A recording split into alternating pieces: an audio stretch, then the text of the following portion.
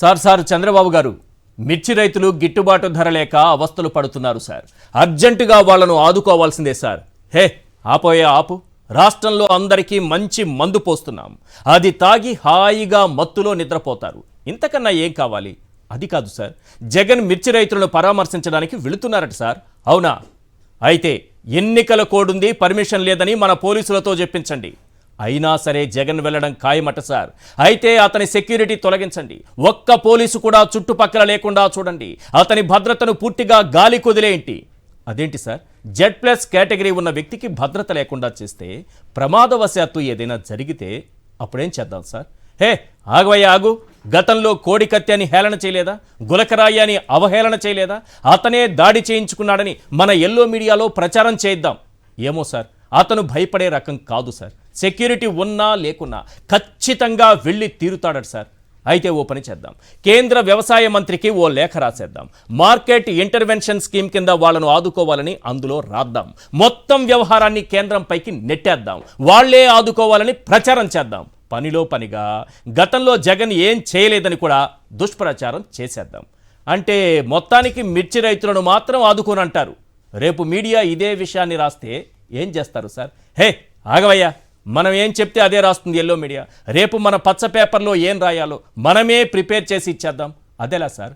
ఏం లేదయ్యా, చంద్రబాబు సంపద సృష్టికర్త, దార్శనికుడు, గ్రేట్ విజనరీ, ఏఐ సృష్టికర్త, ఇలా పేపర్ మొత్తం నిండిపోయేలా మనమే కట్టుకథలు రాసి పంపించేద్దాం. ఇప్పుడు నేను చెప్పింది చెప్పినట్టుగా ఓ 10 పాయింట్లు ప్రిపేర్ చేసి తీసుకురా. సార్ రెడీ అయింది సార్. 10 పాయింట్లు వింటారా? మీ గొప్పతనం అంతా ఈ 10 పాయింట్లలో నింపేశాను సార్. పాయింట్ నెంబర్ 1, మేనిఫెస్టోలో అన్నదాతలకిచ్చిన ఏ హామీని నెరవేర్చకుండా నిలువునా ముంచేసిన నీతిమంతుడు మన సీఎం చంద్రబాబు. పాయింట్ నెంబర్ 2, పెట్టుబడి సాయం 20,000 ఇస్తానని ఒక్క పైసా ఇవ్వకుండా అన్నదాతను మోసం చేసిన గొప్ప మానవతావాది మన సీఎం చంద్రబాబు. పాయింట్ నెంబర్ 3, 7 నెలల్లో 1,45,000 కోట్లు అప్పులు చేసి జస్ట్ 163 కోట్ల కరువు బకాయిలు ఇవ్వలేని సంపద సృష్టికర్త మన సీఎం చంద్రబాబు. పాయింట్ నెంబర్ 4, రైతులకు అన్ని విధాలుగా అండగా నిలిచిన 10,500 ఆర్బీకేలను నిర్వీర్యం చేసిన గొప్ప దార్శనికుడు మన సీఎం చంద్రబాబు. పాయింట్ నెంబర్ 5, కనీస మద్దతు ధర లేక మిర్చి రైతు విలవిలలాడిపోతుంటే కనీసం అటువైపు కన్నెత్తి చూడని దయార్థ హృదయుడు మన CM Chandrababu. Point number 6, APMC యాక్ట్ను పట్టించుకోకుండా మార్కెట్లో దళారుల దోపిడీకి గేట్లెత్తేసిన రైతు పక్షపాతి మన సీఎం చంద్రబాబు. పాయింట్ నెంబర్ 7, వైపరీత్యాలు, చీడపీడలు, తెగుళ్లతో అన్నదాతలు అల్లాడిపోతుంటే వాట్సాప్ పాలన అందిస్తున్న గ్రేట్ విజనరీ మన సీఎం చంద్రబాబు. పాయింట్ నెంబర్ 8, రైతుకు ధీమాగా నిలిచిన ఉచిత పంటల బీమాకు మంగళం పాడిన మనసున్న మారాజు మన సీఎం చంద్రబాబు. పాయింట్ నెంబర్ 9, మిర్చి రైతులను పరామర్శించేందుకు వెళ్లిన మాజీ సీఎం జగన్కు కక్షతో భద్రత తొలగించిన అహింసావాది మన CM Chandrababu. Point number 10, super 6తో పాటు ఏ హామీని నెరవేర్చకుండా అతి త్వరలోనే మేనిఫెస్టోను మాయం చేయబోతున్న ఏఐ సృష్టికర్త మన సీఎం చంద్రబాబు. ఎలా ఉంది సార్? అద్భుతంగా ఉంది. రేపు పేపర్లో ఇదే రాబోయేది. రేపు ఎల్లో మీడియాలో ఈ పదాలతోనే మొత్తం రాసి పెట్టేస్తారు. అసలు కరెక్ట్ పాయింట్ చెప్పాలంటే జగన్ భద్రతను ఉద్దేశపూర్వకంగా గాలి కుదిరేశారు. ఏం జరుగుతుందో చూడాలి.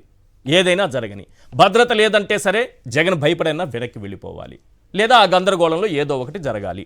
2, ఎల్లో మీడియా అయితే ఉదయం నుంచి ఏడుస్తూనే ఉంది. ఇప్పుడు సాయంత్రం 7 గంటలకు ఇప్పుడే మొదలై ఉంటుంది. కన్నీళ్లు కూడా పెట్టుకో ఉండొచ్చు. అసలు అక్కడికి వచ్చింది జగన్ కోసం వచ్చింది రైతులే కాదట. వాళ్ళు ఎవరో వైఎస్ఆర్సీపీ కిరాయిలంట. అంటే ఇది ఎలా ఉందంటే, చంద్రబాబు నాయుడు గారు ఇచ్చిన 20,000 పెట్టుబడి సాయంతో రైతులంతా హ్యాపీగా ఉన్నట్టు, మిర్చికి మంచి గిట్టుబాటు ధర వచ్చి సంతోషంగా అందరూ హాయిగా దిండు తల కింద పెట్టుకొని నిద్రపోయినట్టు, ఒక నలుగురిని తీసుకుని వచ్చి చెప్తున్నారు, మాకు 20,000 పెట్టుబడి సాయం అవసరం లేదు, మాకు పంటల బీమా అవసరం లేదు, మాకు ఎరువులు లేకపోతే పురుగు మందులు ఇవేమీ అవసరం లేదు, ఆర్బీకేలు అవసరం లేదు, చంద్రబాబు నాయుడు గారు ఉంటే చాలు. వాళ్ళ మిర్చి రైతులు అలాంటి కిరాయిల్ని తీసుకొచ్చి నలుగురిని మాట్లాడిస్తున్నారు. రెండోది, ఎల్లో మీడియా ఏమో కిరాయిలో అంటుంది. అచ్చెన్నాయుడు మంత్రి గారు మద్దతు ధర లభించడం లేదని జగన్ అబద్ధాలు చెప్పారు అని అంటారు.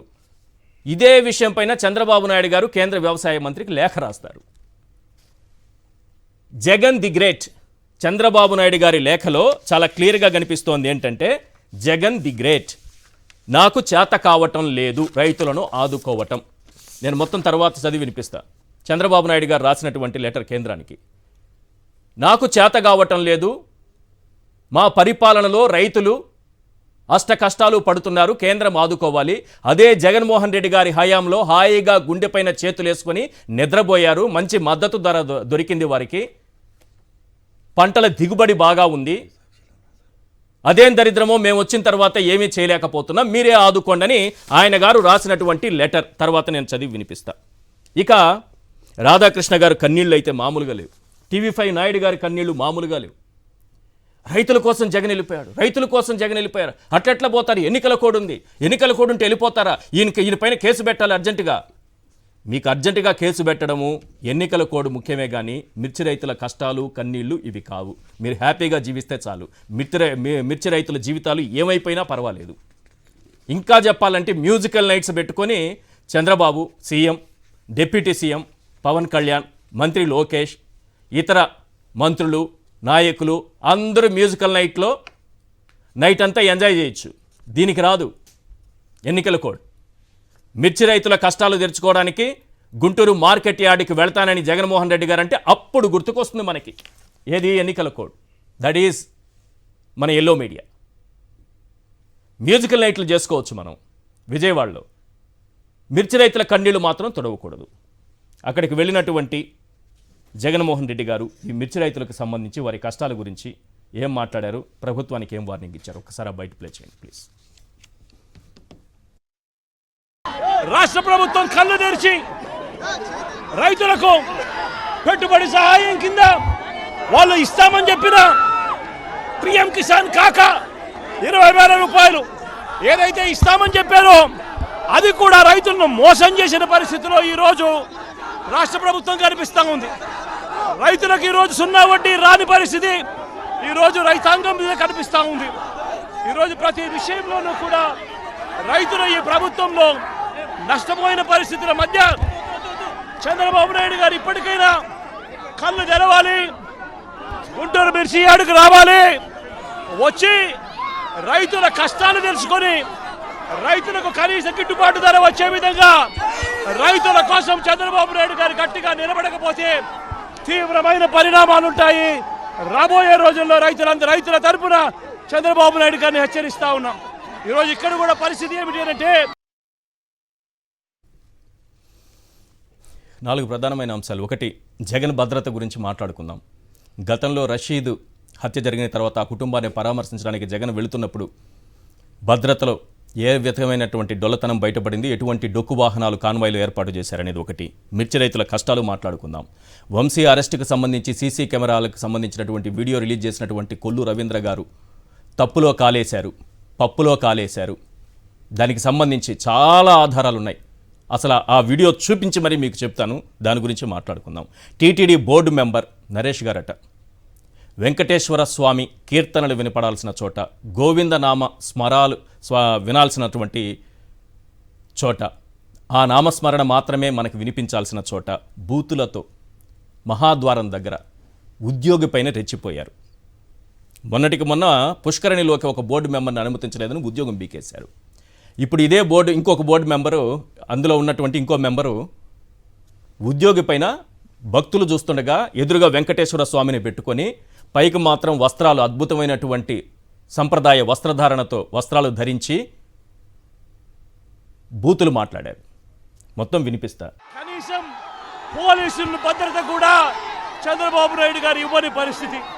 నేను ఇదే చంద్రబాబు నాయుడు గారికి చెప్తా ఉన్నా, ఎల్లకాలం మీ ప్రభుత్వం ఉండదు. రేపొద్దున ప్రతిపక్షంలో మీరు కూర్చున్నప్పుడు ఇదే మాదిరిగా పోలీసు భద్రత మేము తీసేస్తే ఎలా ఉంటుందో ఒక్కసారి ఆలోచన చేసుకో చంద్రబాబు. నువ్వు చేస్తా ఉన్నది కరెక్టా కాదా అన్నది కూడా ఒకసారి ఆలోచన చేసుకోమని చంద్రబాబు నాయుడు గారికి ఈ సందర్భంగా గట్టిగా చెప్తా ఉన్నాం, విజ్ఞప్తి చేస్తూ.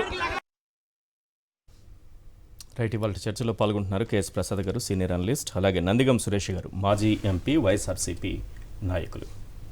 సురేష్ గారు, ఈరోజు మిర్చి రైతులను పరామర్శించడానికి జగన్ వెళుతున్న సమయంలో మాజీ ముఖ్యమంత్రి ప్రతిపక్ష నేత వెళుతున్న సమయంలో ఆయనకి Z+ కేటగిరీ భద్రత ఉన్న స్థాయిలో ఉన్నారు ఆయన. ఒక్క పోలీసు కూడా ఎక్కడ కనిపించారు? అక్కడ కనిపించింది వేలాదిగా తరలొచ్చిన అభిమానులు తప్ప, మిర్చి రైతులు మార్కెట్ యార్డ్ తప్ప పోలీసులు ఒక్కరు కూడా కనిపించలేదు. అసలు ఏం జరిగింది? మీరు అక్కడ ఉన్నారు కాబట్టి అడుగుతున్నా. అవునండి, అవును. జగన్ అసలు ఉదయం ఎప్పుడో పోలీసులను పంపుతున్నామన్నట్లుగా మన ప్రోగ్రామ్ మొత్తం చూసే రఘురామ్ సార్కు ఎవరికో చెప్పినట్టున్నారంటండి. ఆ తర్వాత రాత్రి ఓకే, పొద్దున ఓకే అన్నారు, కానీ అక్కడ పంపించడానికి మాత్రం ఎవరో ముందుకు రాలేదు. ఎస్పీ కూడా సరైన సమాధానం లేదు. కొంతమంది చెప్పుకుంటున్నది ఏంటంటే గవర్నమెంటు అంటే సీఎం గారు వాళ్ళ కుమారుడు కలిసి పోలీసులు ఎవరు వెళ్ళటానికి వీల్లేదని ఆంక్షలు ఏదో పెట్టారని చెప్పి అట్లా డైరెక్షన్ ఇచ్చారని చెప్పి మాట్లాడారండి. అక్కడికి వెళ్తే ఇసుకేస్తే రాలనంత జనం, అభిమానుల్ని ఎవరు ఆపుతారు? ఒకటి, ఆ రైతులో పడే వేదన, మా సమస్య చెప్పాలి, మాది వినిపించాలి, మా వాయిస్ చిన్నాలి, మా పొలం ఏమైంది, మేమేమి నష్టపోయామనేది చెప్పాలని చెప్పి వాళ్ళ తపన.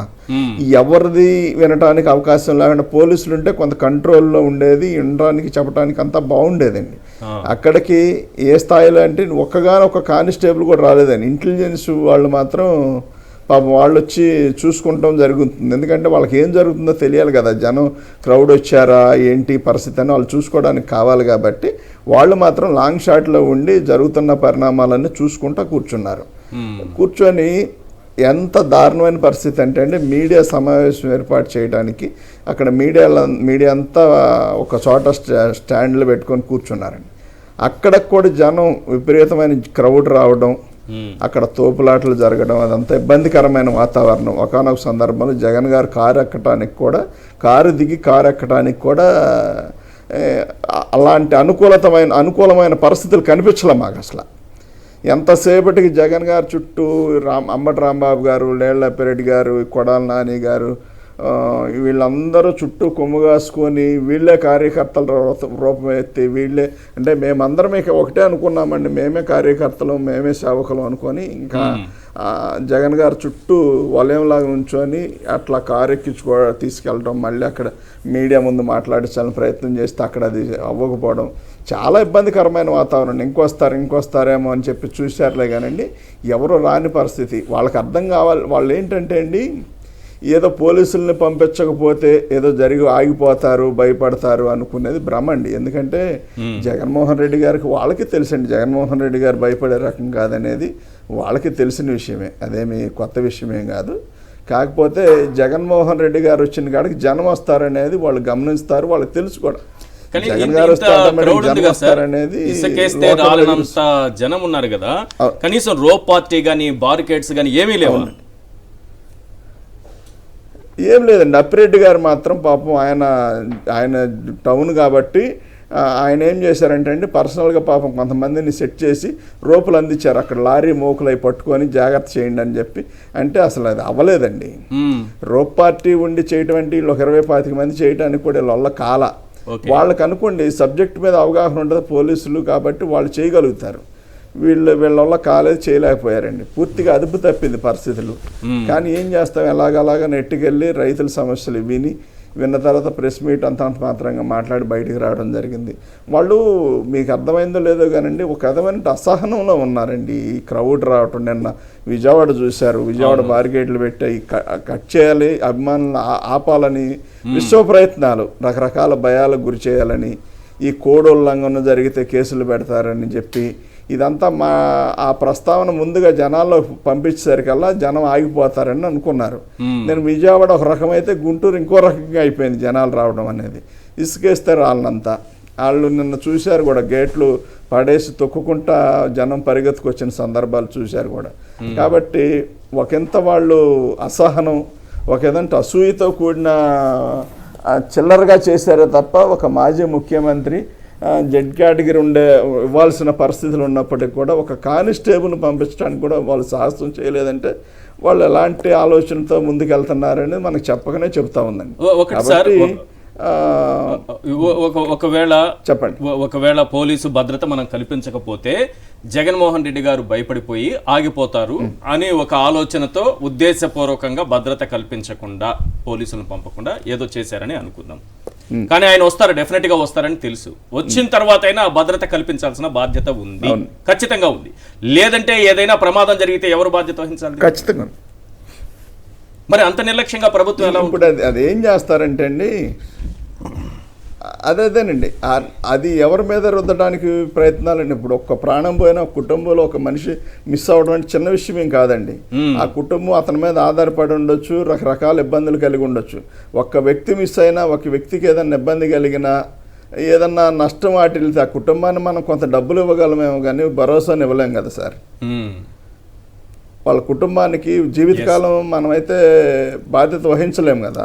ఎంతో కొంత ఒక 5-10 లక్షలు ఇచ్చి వాళ్ళ కుటుంబానికి ఇవ్వగలుగుతాం, కానీ ఆ మనిషిని తీసుకురాలేము కదా. అంత తొక్కిసలాట జరిగినప్పటికి కూడా జనాలు దేవుడి దయ వల్ల కార్యకర్తలు వాళ్ళందరూ కూడా ఎక్కడికక్కడ కంట్రోల్ చేసుకుంటూ, కొంతమంది కార్యకర్తలు వాళ్ళే పోలీసులు అనుకున్నారే పాపం, కార్యకర్తలు అందరూ సేవ్ చేసుకుంటూ కొంత తొక్కిసలాట తోపులాటలు జరగకుండా అడ్డుపడుకుంటూ సరి చేసుకుంటూ కాన్వాయ్కి అడ్డుపడిన వాళ్ళు కూడా పక్కకు నెట్టుకుంటూ తీసుకుంటూ బయటకు వచ్చారు.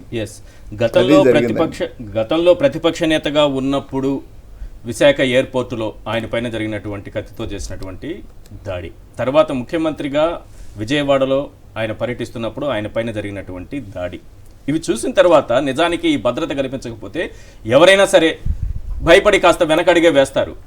ఏ నాయకులైనా వెనకడిగే వేస్తారు, తమ భద్రత కూడా చూసుకుంటారు. కానీ జగన్మోహన్ రెడ్డి గారు ఈ 2 సంఘటనలు చూసిన తర్వాత కూడా ధైర్యంగా అడుగు ముందుకేశారు. ఇలాంటి సమయంలో ఆయనకే ఏదైనా చిన్న పొరపాటు ఏదైనా జరిగినా సరే ఎవరు సమాధానం చెప్పాలి? ఈ ప్రభుత్వం ఏం చెప్పుకుంటుంది? వాళ్ళ ఆలోచనలు అలా లేవు సార్. మాకేంటి, మేము అధికారంలో ఉన్నాం, ఏది ఏమైనా 5 సంవత్సరాలు మేము 4 సంవత్సరాలు దగ్గర పడినట్టుంది, ఇంకా 4 ఏళ్ళు మేము ఉంటాము అనే భావంలోకి వాళ్ళు వెళ్ళిపోయారండి. అంతే తప్ప వాళ్ళకేమీ ఒక బాధ్యత వహించాలి, రెస్పాన్సిబిలిటీ మనం తీసుకోవాలనేది ఎక్కడ కనిపించడంలా వాళ్ళకి. ఎందుకంటే అహంతో ఉన్నారు వాళ్ళు. అధికారం చేతికి వచ్చిందని. ఎలా అధికారం చేతికి వచ్చింది? జనాలు ఓట్లు వేసారనుకోండి, ఏదో ఈవీఎంలో అన్నారు, కానీ అది కాస్త పక్కన పెట్టినా జనాలు మీకు ఓట్లు వేసారనుకోండి, దేనికి వేసినట్టండి? ప్రతిపక్ష నాయకులను అవమానపరచమనా, ప్రతిపక్ష నాయకులను కేసులు పెట్టమనా, ప్రతిపక్ష నాయకులను ఇబ్బంది పెట్టమనా, రైతులను గాలికి వదిలేయమనా, ఇచ్చిన హామీలన్నీ కూడా పక్కన పెట్టమనా, సూపర్ 6 అని నోటికొచ్చిన హామీలని, అడ్డమైన హామీలన్నీ. ఇంటికో పిల్లాడికి మీకు పిల్లలుంటే 15,000, ఇంక ఎగస్ట్రా కానండి చంద్రబాబు నాయుడు గారు డైరెక్ట్గా పాపం మీడియాతో బహిరంగ సభల్లో కూడా మాట్లాడిన సందర్భం. తను ప్రతిపక్ష నాయకుడిగా ఉన్నప్పుడు చంద్రబాబు నాయుడు గారు ఎంతమంది పోలీసులు, జనం కంటే పోలీసులు ఎక్కువ మంది పెట్టారు అండి మా ప్రభుత్వంలో. జనం ఉంటే, జనం ఒక 1000 మంది ఉంటే 1000 మందికి 1000 మంది అన్నట్టుగా పోలీసులు అంత సెక్యూరిటీ ఇచ్చారండి మన ప్రభుత్వంలో. ఇవ్వలేదని చెప్పమానండి వాళ్ళని. జగన్ గారు ఆ బాధ్యత తీసుకోలేదని చెప్పమానండి వాళ్ళని. చెప్పలేరండి. రైట్. ఫైనల్గా ఒక విషయం చెప్పండి దీనికి సంబంధించే. దళితులకు ప్రాధాన్యత ఇచ్చినట్టు కానీ గౌరవం ఇచ్చినట్టు కానీ జగన్ చరిత్రలో లేదు. వాళ్ళని అవమానించిన ఘటన మాత్రం కోకలలు. ఒక దళిత యువకుని కిడ్నాప్ చేసిన కేసులో అరెస్ట్ అయిన వల్లభనేని వంశీని కలుసుకోవడానికి వచ్చిన జగన్ తన పార్టీ దళిత నేత నందిగం సురేష్ను పక్కకు నెట్టేయించి అవమానించాడంటూ తెలుగుదేశం పార్టీ అఫీషియల్ సోషల్ మీడియాలో ఒక వీడియో పెట్టారు సార్. జగన్ చెప్పి మరి మిమ్మల్ని నెట్టేయించేశారు. వాస్తవంగా సరే, నేనైతే ఆ వీడియో అలాగే చూపించి అడుగుతున్నా. ఇక్కడే మొహమాటం లేదు, వీడియో అలాగే చూపించి. ఆశ్చర్యకర విషయం ఏంటంటే అన్నిట్లోనూ నాకు ఇప్పుడు వరకు తెలియదండి. విజయవాడ నుంచి ఒకసారి నాకు ఫోన్ చేసి చెప్పారు. ఒకసారి నాకు ఫోన్ చేసి ఏంటండి ఇట్లా వస్తుంది అని అంటే, అదేం లేదండి అన్న. లేదు మీరు చూడండి ఒకసారి ఇట్లా వస్తుంది అన్నారు. అట్లా రాదులేండి అన్న. అయ్యో నేను చూశాను సార్, ఇప్పుడు జస్ట్ టీడీపీ పేజ్లో చూశాను నేను అన్నాడు. ఒక మాట నేను అడుగుతాను సార్. అదే సార్, నేను ఆ ప్రేమతోనే కదా సార్ 5 నెలలు జైల్లో ఉంచింది. 5 నెలలు ప్రేమ తట్టుకోలేక 5 నెలలు ప్రేమతో జైల్లో ఉంచారు. అక్రమ కేసులు బనాయించి. ఆ దళితుడి పైన ప్రేమ ఆ రేంజ్ లో ఉంటుంది వాళ్ళకి. ఎందుకంటే ఇవాళ జగన్మోహన్ రెడ్డి గారు ఒకనొక సందర్భంలో అక్కడ మాజీ మినిస్టర్లు కూడా తోపులాటకు గురయ్యారండి అక్కడ. అవును.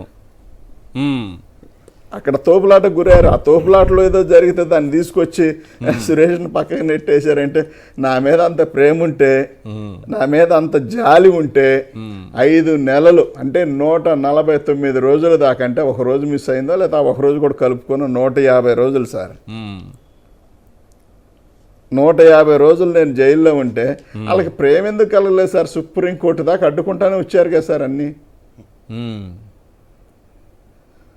ఏదో రకంగా డిస్టర్బెన్స్ క్రియేట్ చేయాలి, దాన్ని ఇంకో రకంగా తీసుకెళ్ళాలి ఈ ప్రచారాన్ని. అంటే అక్కడికి వచ్చిన క్రౌడ్ను చూసి వాళ్ళు కొంచెం అసూయపడిన మాట వాస్తవం. కొంచెం బాగా అసూయ అసహనంలో ఉన్నారనేది క్లియర్గా అర్థమవుతుంది. మీ కేసు గురించి మాట్లాడిన కానీ 150 రోజులు ఎట్లాంటి మానసిక అంటే ఒక రకమైనటువంటి స్థితి మీకు కలిగింది? ఏమనిపించింది అసలు? స్ట్రాంగ్గా తయారయ్యారా, లేదు ఏదో భయంతో బయటకు వచ్చారా? సార్ లేదు సార్, నాకు ఫస్ట్ ఒక 50 నుంచి 60 రోజుల దాకా కొంచెం డిస్టర్బ్ అయ్యాను సార్. అంటే మనం కూడా మానవతా దృక్పథం మన మనసులో పెట్టుకొని మనం కూడా కొన్ని చెక్ చేసుకోవాల్సిన అవసరం ఉందండి. వాస్తవానికి టీడీపీ ఆఫీస్ దాంట్లో నాకు సంబంధం లేదండి. రెండవది, నేను ఇప్పుడు బహిరంగంగా చెప్తున్నానండి, కొంతమంది టీడీపీలో ఉన్న నాయకులు ప్రోద్బలంతో ఎలగపూడి మరియమ్మ కేసు, ఆ అక్క కేసులో నన్ను ఇరికీయడం జరిగింది. అప్పుడు పేరు పెట్టించారు కావాలని. పేరు పెట్టిస్తే వాళ్ళ కుమారులు కానీ వాళ్ళు కానీ కొంచెం ఫీల్ అయ్యి, మాకు అవసరం లేదండి ఈ రాజకీయ గొడవలు అది ఇది అని చెప్పి మాట్లాడారు. ఆ సందర్భంలో అయినప్పటికీ నా పేరు పాపం వాళ్ళు యాడ్ చేసుకొని ప్రత్యేకమైన శ్రద్ధ తీసుకొని దాని గురించి వాళ్ళంటే లోకంలో జరగనవన్నీ కూడా వాళ్ళు కొంత కేసును బలం చేసే విధంగా వాళ్ళే రాసుకొని, అంటే ఇక్కడ ఉన్న పోలీసు వ్యవస్థ రాసుకొని దాన్ని కేసును డెవలప్ చేసుకొని నాది 78వ పేరు, అంటే లాస్ట్ పేరు సార్. లాస్ట్ పేరు నాది యాడ్ చేశారు. పార్టీ ఆఫీస్లో కూడా లాస్ట్ పేరే సార్ నాది. ఎక్కడ పార్టీ ఆఫీస్లో దాంట్లో కూడా 78వ పేరే నాది. అదొకటి. ఈ సత్యకుమార్ యాదవ్ అనే ఆయన దాంట్లో కూడా నాకేమీ అసలు తెలియదండి. ఆయన వచ్చి వెళ్ళిన విషయం కూడా తెలియదు. నేను తర్వాత వెళ్ళి ఏం జరిగిందని ప్రెస్ మీట్ మాట్లాడానే తప్ప ప్రెస్ మీట్లో కూడా ఈయన గురించి మాట్లాడాలి, నేను వేరే వ్యక్తి గురించి మాట్లాడాను. ఆయన వచ్చి వెళ్ళాడు అనుకోని, ఈయనని నాకు తెలియదు అసలు. కానీ దీన్ని కూడా ఇట్లా రుద్దారండి. సరే, ఈ 151 రోజులు, ఒక 60-70 రోజుల తర్వాత కొంచెం నేను ఆలోచించండి, ఏ ఒక్క దాంట్లో కూడా నా తప్పుగా నా ప్రమేయం లేదు సార్. నేను మామూలుగా ఒక మనిషిని మాట అంటమే ఎక్కువ అనుకుంటాను. కొట్టడం తిట్టడం మాట అంటాం అనేది నేను అంత చేయను, నాకు అంత అవసరం లేని విషయం కూడా. అయినప్పటికీ ఒకటే అనిపించింది సార్, 50 రోజులు 60 రోజులు దాటిని అప్పటిదాకా కొంచెం బాగా పెయిన్గా తీసుకున్నాను. ఎందుకంటే ఎప్పుడు పిల్లల్ని వదిలేసి ఫ్యామిలీని వదిలేసి మనం ఉండం కదా సార్. అలాంటిది అక్కడ ఎట్లాగో తెలుసా సార్, పెద్ద ఫోకస్, పెద్ద వ్యక్తులను పెట్టి 24 గంటలు వార్డెన్లను కూడా మమ్మల్ని ఫోకస్ చేసి ఏం జరుగుతుంది, నందిగం సురేష్ గారికి ఏమన్నా స్పెషల్గా ఫుడ్ ఏమన్నా ఇస్తున్నారంటే ఒక్క రోజు కూడా అక్కడ ఉన్న సూపరింటెండెంట్ గారిని 24 గంటలు ఫోకస్ చేసుకుంటూ ఆయన్ని అడిగి ఏం జరుగుతుందని స్పెషల్గా మా ఎదురుగా సీసీ కెమెరాలు బిగించి మానసిక ఒత్తిడికి గురి చేయాలని చూశారు సార్.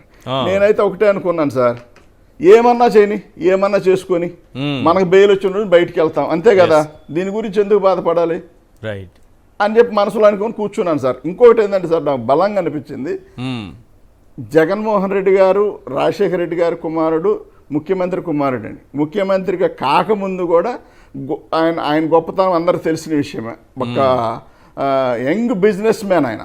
అలాంటి వ్యక్తిని 18 నెలలు కట్టడి చేసి లోపల కూర్చోబెడితే 18 నెలలు వాళ్ళు బెయిల్ ఇచ్చేదాకా కూర్చున్నారు తప్పుడు అక్కడ కూడా చిన్న రవ్వంత ఫీల్ అవ్వలేదండి.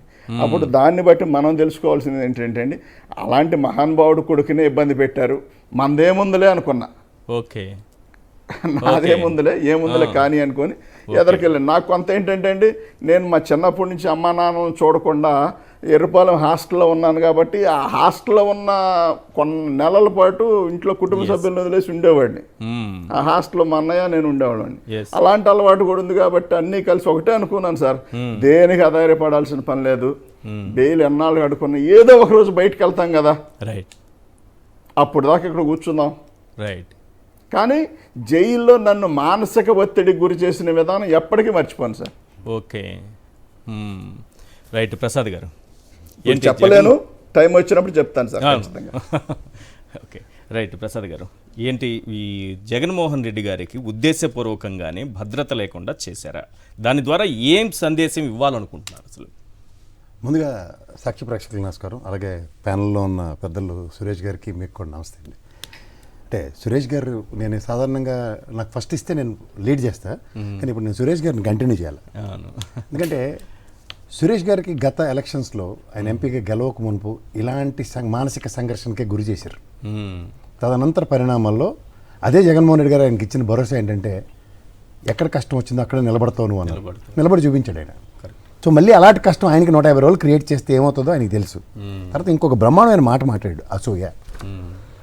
దీని గురించి ఒక్కసారి ప్రజలకి ఖచ్చితంగా చెప్పాలి. అసూయ అంటే ఒక పార్టీ అధినాయకుడు మాజీ ముఖ్యమంత్రి చంద్రబాబు నాయుడు గారు, అవును, ఒక పార్టీ అధినాయకుడు మాజీ ముఖ్యమంత్రి జగన్మోహన్ రెడ్డి గారు. నేను గతాన్ని ఇప్పటికీ కంపేర్ చేస్తున్నాను. ఒక ముఖ్యమంత్రి హోదాలో ఇప్పుడున్న గౌరవ ముఖ్యమంత్రి చంద్రబాబు నాయుడు గారు లోద్రా తెలుగు తక్కువతనం వల్ల 52 రోజులు పైచీలకు జైల్లో ఉండవలసి వచ్చింది. మీకు ఒక్కసారి రీకలెక్ట్ చేసుకుంటే ఒక అధినాయకుడి స్థాయిలో ఉండి నంద్యాల నుంచి ఆయన అరెస్ట్ అయ్యి జైలుకి వెళ్తున్న ప్రాసెస్లో పెట్ట మనిషి లేడు. ఓ చిలకలూరుపేట దగ్గర, నెక్స్ట్ శ్రవణ్ గారి ధర్మం అని ఓ 4 వచ్చి ఆ చిలకలూరుపేట ప్రాంతాల్లో అడవిడి చేశారు తప్ప, లేకపోతే గమ్మని రాజమండ్రి జైలుకి వెళ్ళిపోయారు. ఇక్కడ వంశీ అనే ఒక మాజీ ఎమ్మెల్యే అరెస్ట్ అయితే, అలాగే నందిగం సురేష్ గారు మాజీ ఎంపీ అరెస్ట్ అయితే, అధినాయకుడి యొక్క ప్రభంజనం ఎలా ఉందో చూపించగలిగారు. ఎలా? అధినాయకుడి కోసం పార్టీ శ్రేణులన్నీ సమాయత్తమై బారికేడ్లు కదా మీ వాళ్ళకాడు ఏం పెట్టుకున్నా మేము ఉన్నామని బయటకు వచ్చారు. బారికేడు వాళ్ళకాడు మీకు అర్థమవుతుందా? అంటే అధినాయకుడు ఒక పార్టీ క్యాడర్ కష్టం వస్తే నిలబడిన దానికి ఎవరికి నోటంటే మాట్లేదు. ఇది ఫస్ట్ వాళ్ళకి అసూయ క్రియేట్ అయింది. ఎక్కడ చంద్రబాబు నాయుడు గారు ఎన్ని రోజులు జైల్లో పెట్టినప్పుడు మళ్ళీ ఎక్కడ అనుమానం వస్తుంది, రిటర్న్ నువ్వు బయటకు వచ్చినప్పుడు పూలు వేసుకుంటూ తీసుకొచ్చారు. ఇది కాదు, అంటే కష్టం ఉన్నప్పుడు ఒక అధినాయకుడు ప్రతిస్పందన, అధినాయకుడికి కష్టం వచ్చినప్పుడు నాయకులు ప్రతిస్పందన. అంటే ఈ లెక్కన ఇందాక మళ్ళీ ఆయన కూడా బ్రహ్మాండమైన మాట మాట్లాడు. ఎవరండి పోలీసులు రాలేదు, ఎవరికి కష్టం వచ్చింది, వాపిరెడ్డి తాడిచ్చాడు, రూపాటి అన్నారు.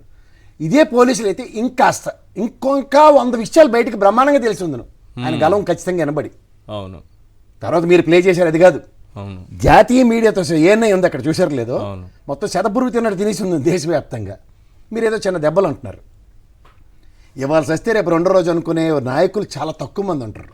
తర్వాత ప్రజల గుండెల్లోంచి ముప్పు ఉందనేది తెలుస్తోంది కదా, ప్రమాదం ఉందనేది తెలుస్తోంది కదా, తెలిసి మరి ఉద్దేశపూర్వకంగా భద్రత తొలగించిన ఒక్క పోలీసు కూడా అక్కడ లేకుండా చేయటం, రో పార్టీలు లేవు, బారికేడ్లు లేవు, ముందు పోలీసు బందోబస్తు లేదు, అక్కడ జనాన్ని కంట్రోల్ చేసేవాళ్ళు లేరు. ఇక్కడ 2 విషయాలు.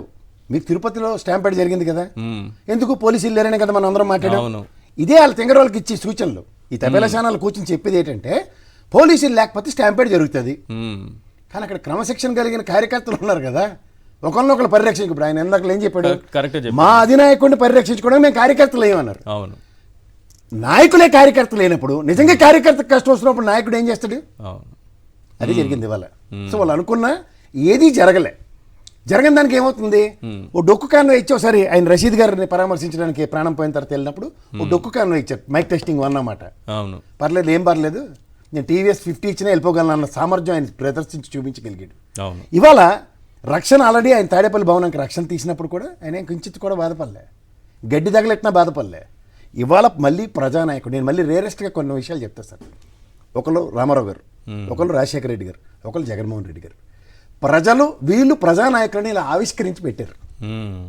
వీళ్ళు ఏం చేశారంటే భూతకాలం, వర్తమాన కాలం, ఇంకోటి ఏంటంటే భవిష్యత్తు కాలం అని 3 ఉంటాయి. విజన్ 2020 అంటే తర్వాత వచ్చిన ముఖ్యమంత్రులు అందరూ చేస్తే ఇది నా విజన్ అని చెప్పడం. ఇప్పుడు 2047 గురించి ఆలోచిస్తున్నాడు ఆయన. కానీ ఇవాళ రైతు పడుతున్న మానసిక సంఘర్షణ నిజంగా చెప్పాలంటే, నేను నా చిన్నపిల్లని చూశారా సార్ వంశీ గారి దగ్గర, ఓ అభంశోభం తెలియని పిల్ల. ఎందుకంటే చంద్రబాబు గారు చెప్తున్నారు కదా సంపద సృష్టిస్తామని. ఆ పాప ఆల్రెడీ జగన్మోహన్ రెడ్డి గారి ఆయనలో సంపద సృష్టించాలి ఫ్యామిలీకి ఇచ్చింది. Correct, simple. నేను చదువుకుంటాను అంటే సాధారణంగా మన పిల్లలకి పుస్తకాలు కొనాలి, బ్యాగులు కొనాలి, అన్ని బాధలు పడాలి. అలాగే ఒక తండ్రి తల్లి స్థాయి ఎలా ఉంటుందంటే పిల్లడికి ఏదైనా పట్టిన అన్నం పెడదామని ఆక్రందంతో ఉంటారు. అలాంటిది ఒక మామ స్థానంలో ఉండి, అంటే చిన్నపిల్లలకి ఎవరైనా అమ్మ నాన్నకి అక్క అన్న పిలుస్తారు కదా సార్ ఆయన్ని, మేనమామ స్థాయిలో ఉండి ఆ పిల్లలందరికీ పట్టిన అన్నం పెట్టాడు, మంచి బ్యాగులు ఇచ్చాడు, మంచి ఐప్యాడ్లు ఇచ్చాడు, మంచి చదువుకోవడానికి పుస్తకాలు ఇచ్చాడు, బైలింగ్వల్ లాంగ్వేజ్లో బైజూస్ ప్రోడక్ట్తో వాళ్ళకి ఉన్నత ప్రమాణాలు క్రియేట్ చేస్తూ సాధారణంగా చూడండి చంద్రబాబు నాయుడు గారు ఒక ఇండస్ట్రియలిస్టులతో మీటింగ్లు పెడతాడు, ఒక అగ్రికల్చరలిస్టులతో మీటింగ్లు పెడతాడు, ఎందుకంటే సంపద సృష్టిద్దామని. కానీ భవిష్యత్తు తరానికి సంపద సృష్టించడానికి చిన్నప్పుడు మనం ఎప్పుడో స్టైఫండ్లతో చదువుకున్నామండి. అలాంటిది ఒక పాప ప్రభుత్వ స్కూల్కి వెళ్తే స్టైఫండ్ చదువుతుంది అంటే వాళ్ళ వెంకయ్యనాయుడు గారు రావణ గారి పిల్లలు అయితే అందరూ చదవరు సార్, వాళ్ళకి ఇంగ్లీష్ కావాలి. మా పిల్లలకే మహాకవులు శ్రీశీల అందరూ అవ్వాల్సింది గవర్నమెంట్ స్కూల్లో తెలుగు సాహిత్యం. ఇక్కడ ఈ ప్రస్థానంలో ఎప్పుడైతే వీళ్ళు ఓ 15,000 రూపాయలు సంపాదించి ఇప్పుడు మీరు సంవత్సరం అంతా పనిచేస్తే నెల బోనస్ వస్తుంది మీకు. అలాంటి బోనస్ ఒక ఆటో డ్రైవర్కి 10,000 ఇస్తూ, ఒక పిల్లలకి 15,000 ఇస్తూ, అలా నవరత్నాలు ప్రజలకి సంపద సృష్టించి ఇగో మీకు ఎక్స్ట్రా ఇన్కమ్ నేను ప్రొవైడ్ చేయగలుగుతున్నానని సంవత్సరంన్నర పైచీలకు బడ్జెట్ ఇలా ప్రజలు ఏదాన పెట్టాడు. అలాంటి వ్యక్తి గురించి ఎలా ఆలోచిస్తారు? ప్రతిస్పందన అన్నది మనసా వాచా కర్మగా వస్తుంది. అలాంటిది ఆ పిల్లల దగ్గర నుంచి చూసుకుంటే వాళ్ళ యొక్క పర్యవసానంలో ప్రజల్లోకి చొచ్చుకొస్తున్నారు. తాడేపల్లిలోనే ఉండిపోతాడు, బయటికి రాడు. బయటికి వస్తే పోలీసులు ఇవ్వలేరు. బయటకు వస్తారంటే తెరచాపలు, కథలు, కాకరకాయలు చెప్పుకొని కాలశాపలు చేశారు కదా. వచ్చారు రా భయ్, ఏది పరద ఏమైనా ఉందా? చేతనైతే సెక్యూరిటీ ఇవ్వడు, చేత కాదు ఇవ్వలేరు. ఎందుకంటే ప్రజా ప్రవాహాలను చూశారు ఇప్పటిదాకా. నదీ ప్రవాహాల గురించి చర్చించుకోండి.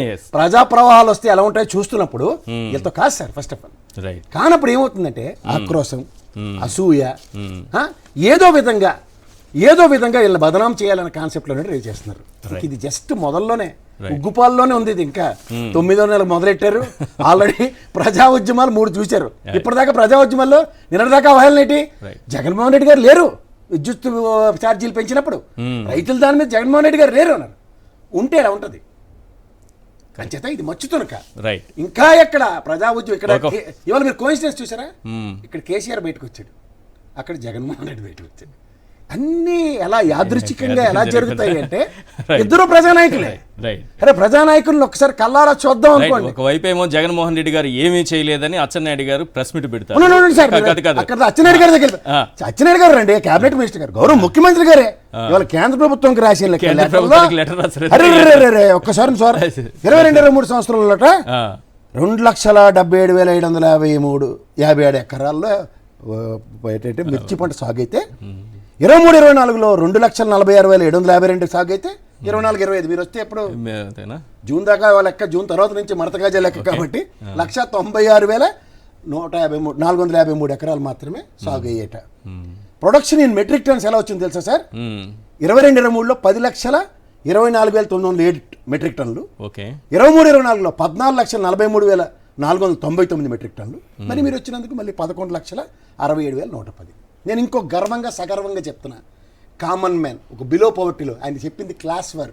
అరే మీకు తెలియదురా భయ్, ఓట్లు వేసుకున్నారు అమాయకంగా. ఇవాళ క్లాస్ వార్ అంటే మీకు మచ్చుతున్నకు చెప్పనా?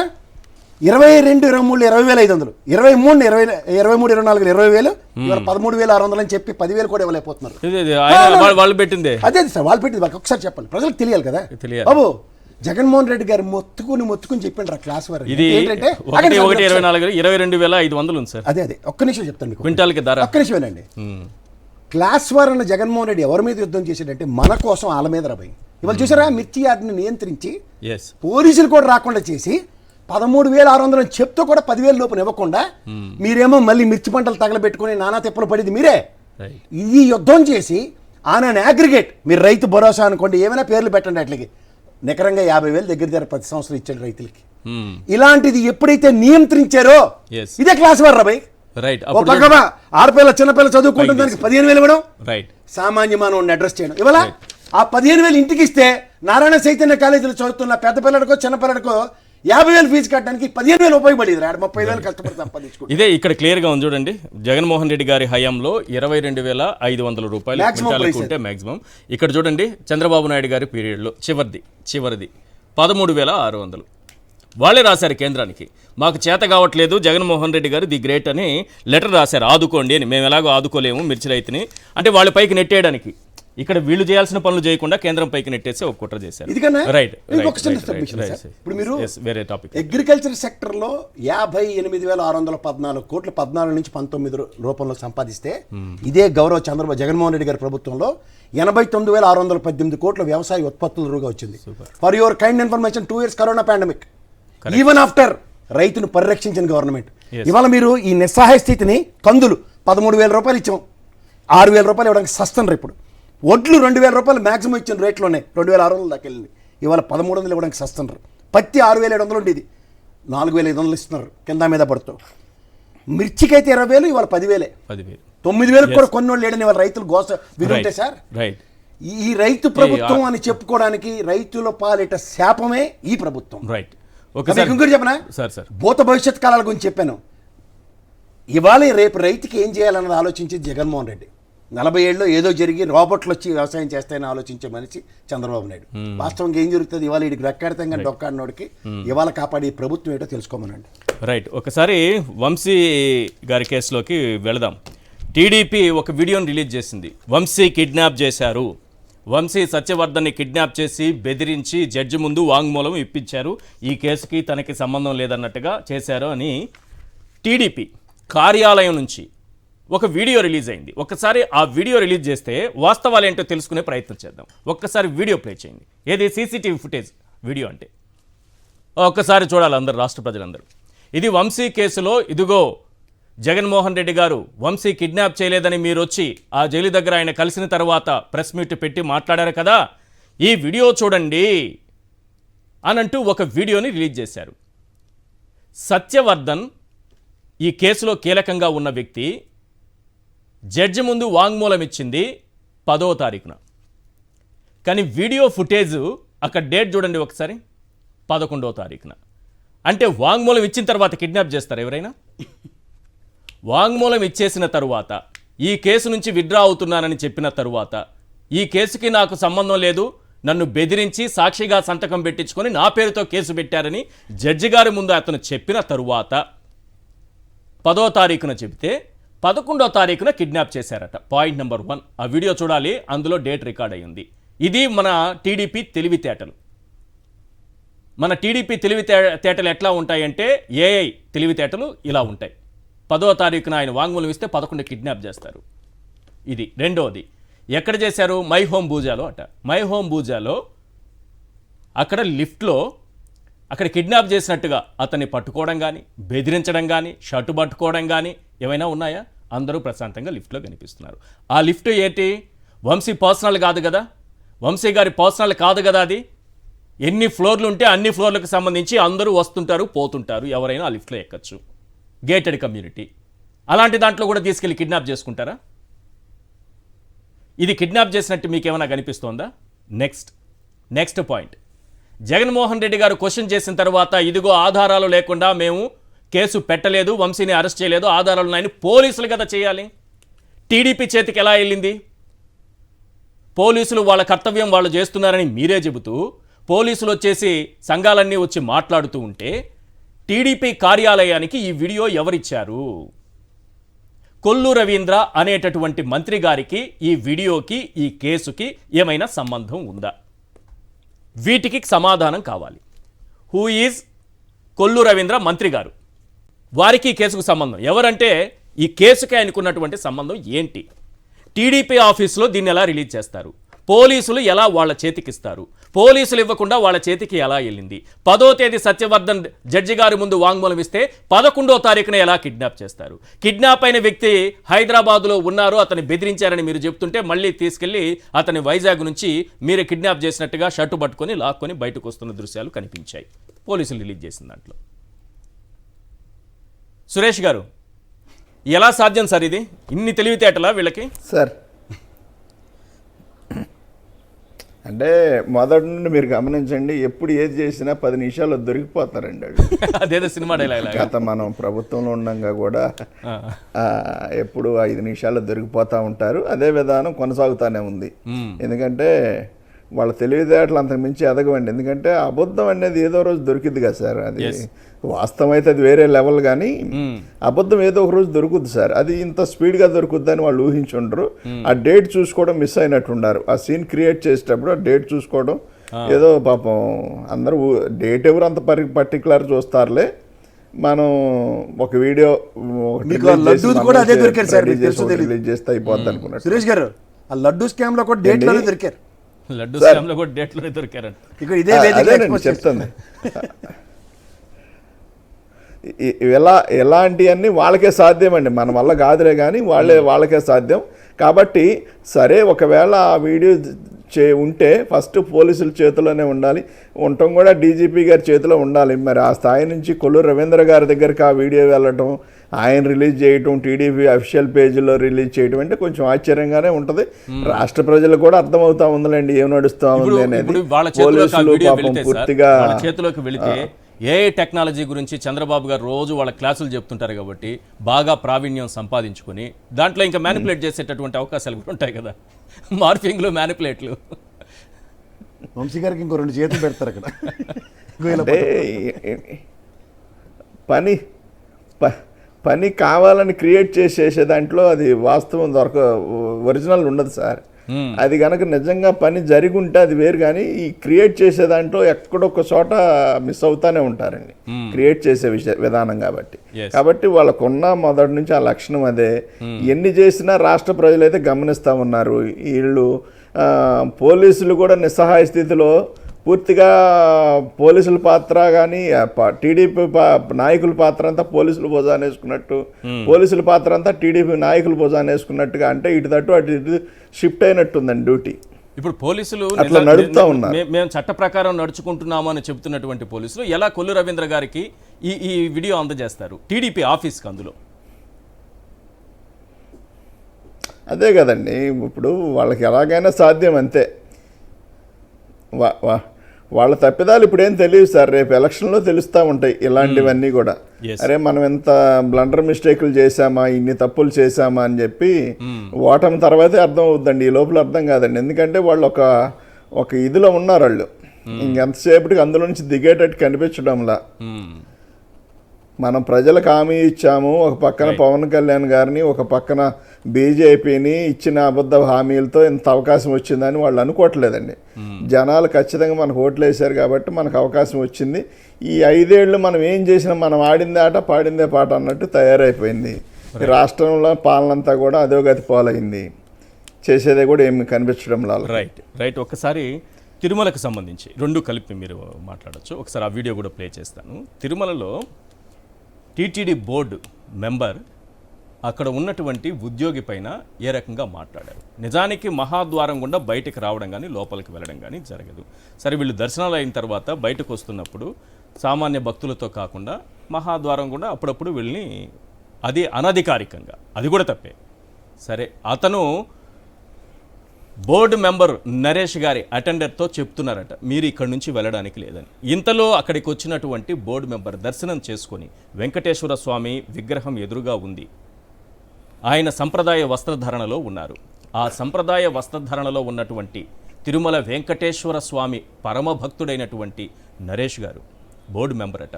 ఒక్కసారి ఏం మాట్లాడుతున్నారో వినండి సార్ ప్లీజ్.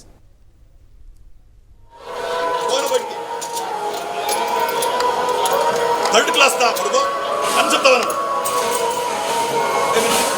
ಫೋನ್ ಬಿಟ್ಟು ವೈಟ್ ಹೋಯ ನಾನು ವೈಟ್ పంపివను నేను గుజరేస్ నికనే ఫస్ట్ వైట్ పోయా ఏయ్ లోకల్ క్లాస్ వైట్ పోయా ఏయ్ వైట్ పో ఏమయ్య మాట్లాడుతూ ఏమంటారు ఇలాగే తిడతాడు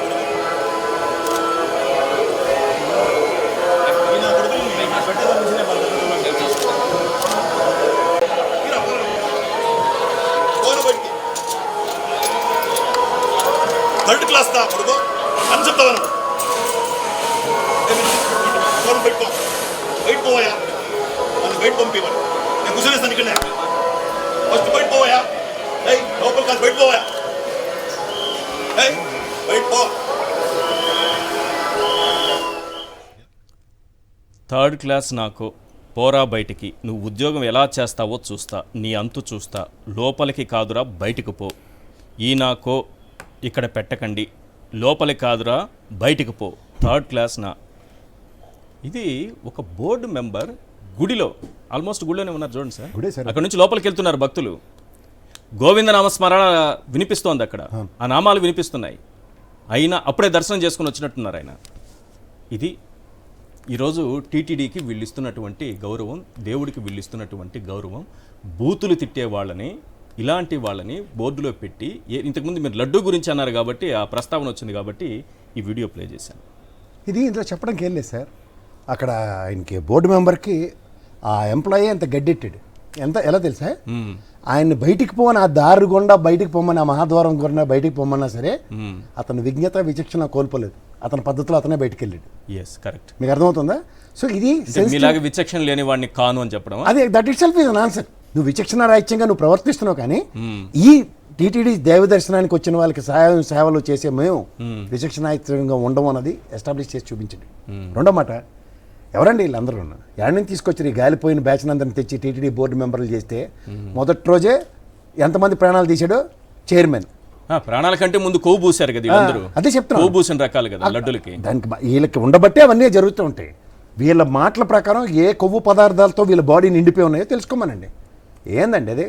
ఏం వీళ్ళకే అట్లాగే ఉందా దేవదేవుడి సన్నిధిలో? మేమందరం ఒకటి, మీరైతే తిరుపతి వాస్తవులే, మాకన్నా మీకు ఎక్కువ తెలుసు. మహాద్వార ప్రవేశం ఎవరికి ఉంటుందండి?